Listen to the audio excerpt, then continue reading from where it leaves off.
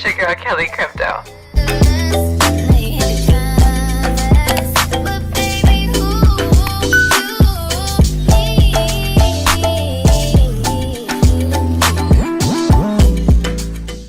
What's up, y'all? It's your girl KelliCrypto, and welcome back to another video. For the most part, I try to keep things a little bit light, you know, feel good vibes and stuff like that. But at the same time, I also want to make sure that I am reporting or going over the more serious things that we need to be paying attention to. So just a few minutes ago, I got an alert from Bloomberg, and it said Fed hikes rates 75 basis points, intensifying inflation fight. So I want to go ahead and go over this article with you guys and see what they're talking about exactly.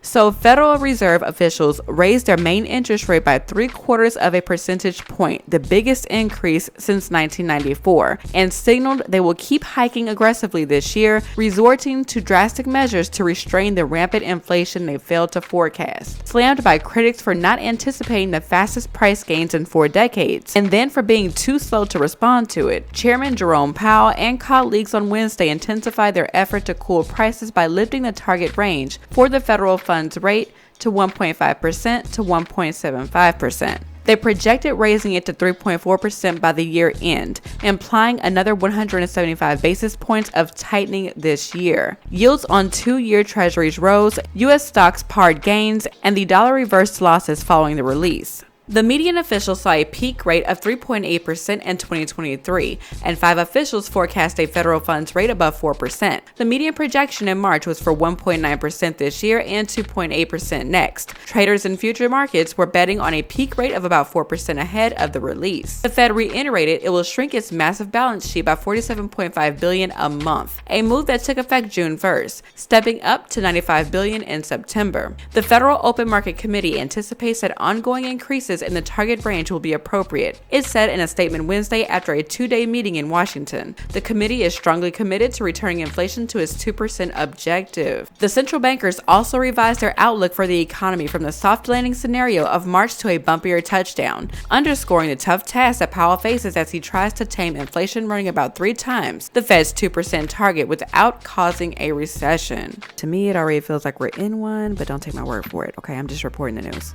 Having just won Senate confirmation to a second 4-year term, Powell must also reestablish the Fed's inflation-fighting credibility with investors and with Americans who are furious over the soaring cost of living. Now, regarding inflation gauge, the Fed aims for 2% inflation measured by the Commerce Department's Personal Consumption Expenditures Price Index, which rose 6.3% in the 12 months through April, near a 40-year high. Policymakers now forecast the gauge to advance to 5.2% this year, up from 4.3% in the March projections, based on the median estimate of Fed governors and regional presidents. They forecast gross domestic product growth to slow to 1.7% this year, compared with a 2.8% expansion projection in March. Unemployment could rise to 4.1% at the end of 2024 from 3.6%. The FOMC vote, which included newly sworn-in governors Lisa Cook and Philip Jefferson, included a dissent from Kansas City Fed President Esther George, who preferred a half-point increase. Powell holds a press conference at 2:30 p.m. and will testify before Congress over 2 days next week,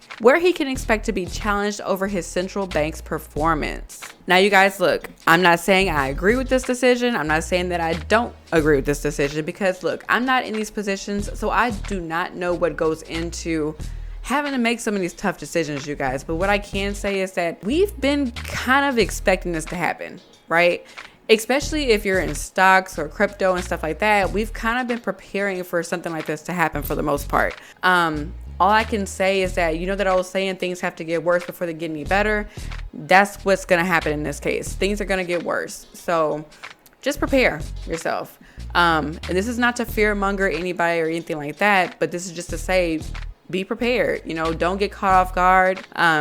If you're not used to watching news stories like this, you might want to get a little bit more engaged with them, start paying more attention to them, because knowledge is power. I know it sounds corny as hell, but we have to keep ourselves in the know of what is going on out here, okay? So with that being said, drop a comment down below. Let me know your thoughts, your views. If you haven't done so already, be sure to go ahead and give this video a thumbs up and consider subscribing. I look forward to catching you guys on my next video. Talk to y'all later.